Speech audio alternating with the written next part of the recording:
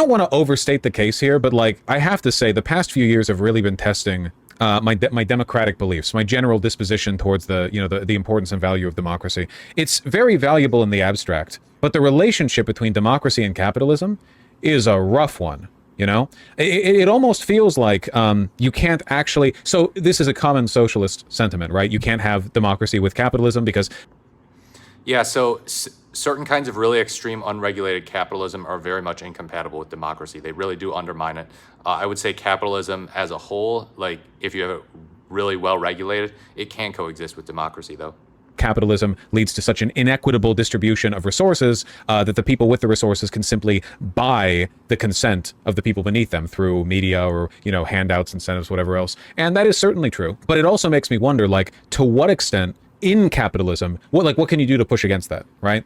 And I'm not talking about any like revolutionary LARP, proletarian state vanguard, et cetera, et cetera. It's more like, dude, the disconnect between what is good for people and what they vote for is so insanely wide.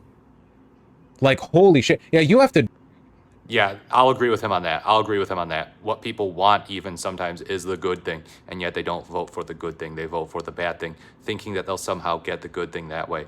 I know this sounds really simplistic, but it does seem like people are like, oh yeah, no, I want higher wages. I want a higher federal minimum wage. 725 is not enough. And they'll vote for the people who are absolutely hell-bent on no raise of the minimum wage. And if anything, abolition of the federal minimum wage. Drag people kicking and screaming. This is the frustrating thing, man, okay? It feels like if you're a fascist, you can just get people to happily walk to their own demise. But if you're a socialist or if you want anything good, you have to drag people kicking and screaming to the things that objectively benefit them. Damn.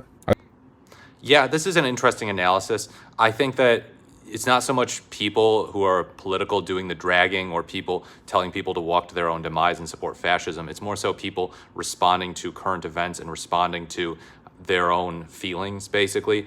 People did not feel that the economy was great in 2024, even though it was recovering. And so they voted for Trump and Vance, and they didn't like Harris because she was associated with Biden. And then in 2020, similarly, it wasn't so much that people loved Biden necessarily, or they were like, I think Biden stands for everything that is right. I will support everything that he does. I'm sure that he will be a perfect president.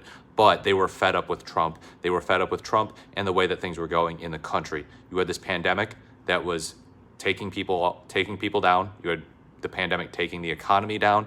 You had just widespread disarray, confusion, uncertainty. And people were like, okay, Trump is not making any of this better. He is spouting lies about the pandemic, and I'm most concerned about my financial well-being, and my financial well-being does not seem to be so good in 2020, so I'm going to vote for the change candidate, which is Joe Biden.